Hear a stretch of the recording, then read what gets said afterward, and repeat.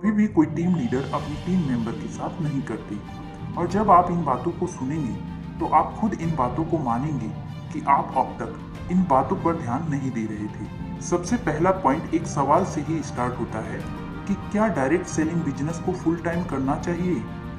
आपका जवाब जो भी हो उसे आप कमेंट करके बता दीजिएगा, लेकिन दरअसल बात तो कुछ और है जो मैं आपको बताना चाहती हूँ। दोस्तों, डायरेक्ट सेलिंग बिजनेस में आपको प्रोडक्ट सेलिंग के लिए या प्लान शो करने के लिए आपको दूसरों के पास जाना पड़ता है। कोई भी आदमी खुद आपके पास प्लान देखने के लिए नहीं आता, और जब आप उसके पास जाते हैं तो अगर आपके पास अलग से कोई जॉब हो या आपका बिजनेस हो तो लोग आपको कम से कम ढंग से सुनते जरूर हैं, क्योंकि वो लोग आपकी प्रेजेंट स्टेटस को इज्जत दे रहे होते हैं, क्योंकि वो लोग आपको फाइनेंशियली सेटल पाते हैं। लेकिन अगर आप कोई फुल टाइम नेटवर्कर हैं और अभी आप स्ट्रगलिंग पीरियड में हैं तो लोग आपकी बात को न सुनकर मन ही मन आपसे पीछा छुड़ाने के बारे में सोच रहे होते हैं, क्योंकि वो आपकी उस समय की स्ट्रगलिंग लाइफ को देखते हैं और उन्हें लगता है कि वो भी आप जैसे हो जाएंगे।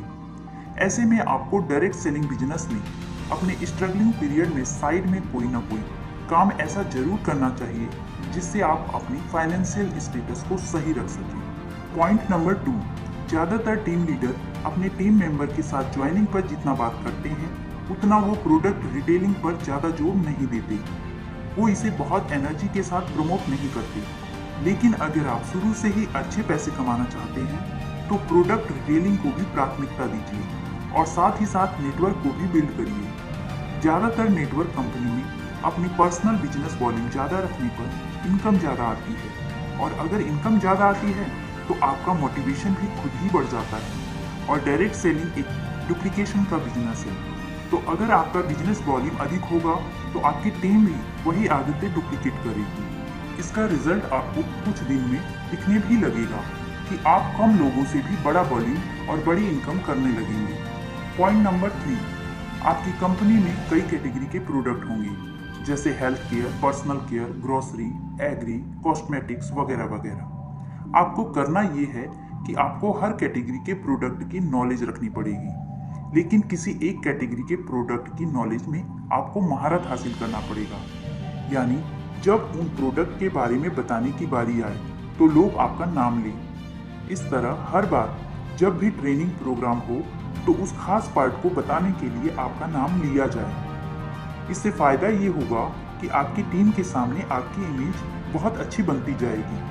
आपकी टीम आपकी बातों को ध्यान से सुनेगी और उसे फॉलो भी करेगी। पॉइंट नंबर 4, दोस्तों, इंडिया में 25 साल से डायरेक्ट सेलिंग बिजनेस काम कर रहा है। लोग पहले जैसे काम करते थे वैसे ही आज भी काम कर रहे हैं। आज भी लोग आधे आधे घंटे का प्लान शो करते हैं। भाई, दुनिया पहले जैसी नहीं रही। कोई क्रिकेट का टेस्ट मैच नहीं देखना पसंद करता, सभी अब 2020 मैच देखते हैं। आपको भी अब 5 से 10 मिनट का प्लान तैयार करना पड़ेगा, और प्लान इतना दमदार बनाइए कि असर दिखाए। एक कहावत है ना, देखन में छोटा लगे घाव करे गंभीर।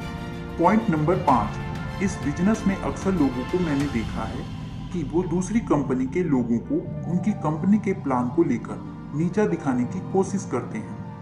दरअसल आप ध्यान से सोचिए कि आप उन्हें इनडायरेक्ट रूप में बेवकूफ़ बोल रहे हैं। ऐसे में वो आदमी अगर आपकी कंपनी के प्लान से प्रभावित भी होगा तो वो आपसे नहीं ज्वाइन होगा, किसी और के साथ ज्वाइन हो जाएगा।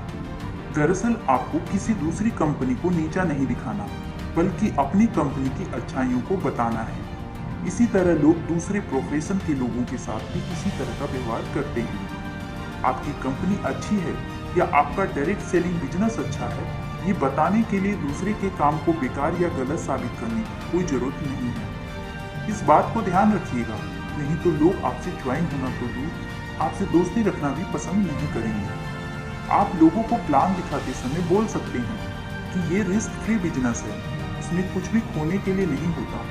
डायरेक्ट सेलिंग से आप अपनी मेन बिजनेस की आमदनी को भी बढ़ा सकते हैं। आप इस बिजनेस को ट्रायल भी कर सकते हैं, क्योंकि इसमें खोने के लिए कुछ नहीं होता। तो दोस्तों, उम्मीद है ये वीडियो आपको अच्छी लगी होगी। तो वीडियो को लाइक करें और कमेंट में अपनी कंपनी का नाम जरूर लिखें और चैनल को सब्सक्राइब करें। धन्यवाद।